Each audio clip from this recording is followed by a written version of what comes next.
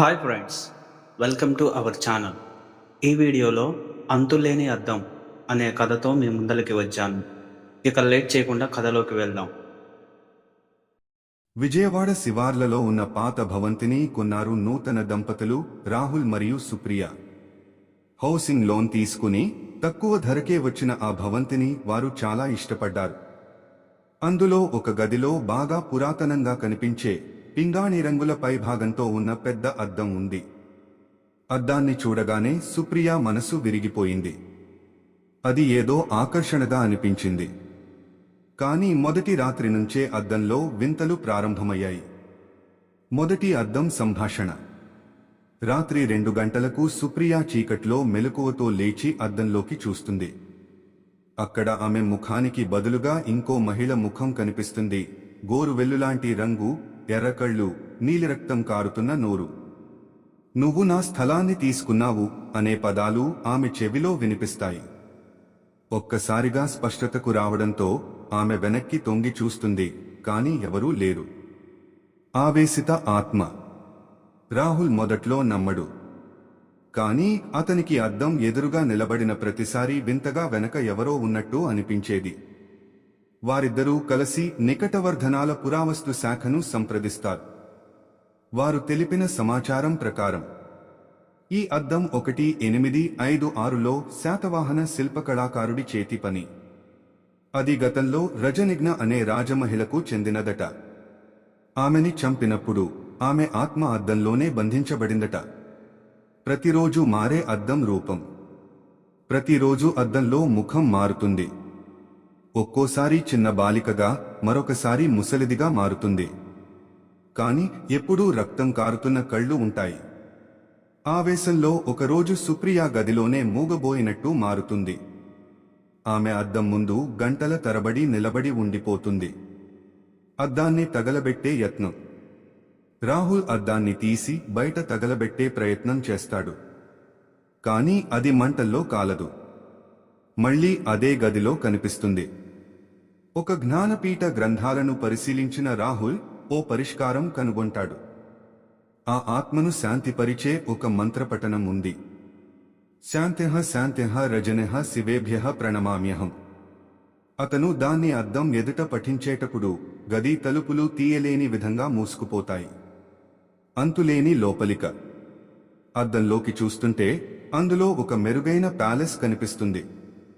ఆ లోపల నడుస్తూ ఉన్న బంగారు దుస్తుల యువతి రజనిగ్న ఆత్మ. రాహుల్ ఆమెను పిలుస్తూ "ఇక్కడ నుంచి వెళ్ళిపో" అని అరుస్తాడు. ఆ సమయంలో ఆమె ముఖం వికృత రూపంలో మారుతుంది. అద్దం పగులుతుంది. ముగింపు. అద్దం పూర్తిగా పగిలి నేల మీద పడిపోయిన తరువాతే సుప్రియ స్పృహకు వస్తుంది. ఆ తరువాత వారు గదిని మూసివేస్తారు. కానీ చివరి దృశ్యం ఒక చిన్న అద్దపు ముక్కలో. వెనక నుండి మళ్లీ అదే ముఖం కనిపించడం మొదలవుతుంది. సుప్రియ పగిలిన అద్దపు ముక్కలను తాకుతూ హృదయం భయంతో కళ్లలో కరుతూ కరుతూ కదిలే నీడను గమనించింది. రాహుల్ తన చేతుల్లో ఆమెను పట్టుకుని "ఏమీ లేదు సుప్రియ, అంతా అయిపోయింది" అని ఊరడించాడు. కాని సుప్రియకు అంతర్మనస్సులో ఓ తడబాటు మిగిలి ఉంది. అవి చప్పున అద్దపు ముక్కలు కదలడం మొదలుపెట్టాయి. అద్దంలో ఉన్న సన్నని పగుళ్ల మధ్య నుండి పొగలు వదులుతున్నాయి. సుప్రియ కళ్ళు పండ్లంతా పెద్దవిగా మారాయి. ఆమె రాహుల్ చేతిని బిగిగా పట్టుకుని "ఇంకా ఇది ముగియలేదు రాహుల్" అంది. రాహుల్ అద్దపు ముక్కలను ఒకదాని పక్కన ఒకటి చేర్చాడు. క్షణంలో అవి మళ్లీ కలిసి ఒక అద్దంగా మారిపోయాయి. అది ఒక మాయలా అనిపించింది. రాహుల్ కంగారుగా ఆగి "ఇది ఏమిటి? ఎలా సాధ్యం?" అని అన్నాడు. భయంకర దృశ్యం. మళ్లీ రాత్రి అయ్యేసరికి అద్దం చీకట్లో స్వయంగా వెలిగింది. దాని లోపల రజనిగ్న మహారాణి ముఖం స్పష్టంగా కనబడింది. ఈసారి ఆమె చిరునవ్వుతో. అది ఒక హెచ్చరికలా అనిపించింది. "నన్ను శాంతిపరచినట్టే కాదు, నా కోపం ఇంకా పూర్తిగా తగ్గలేదు" అని అద్దం లోపలి నుండి గంభీర స్వరం వినిపించింది. అద్దం రహస్య శక్తులు ఇంకా అణచబడలేదని రాహుల్ గ్రహించాడు. పూజ శాంతి యత్నం.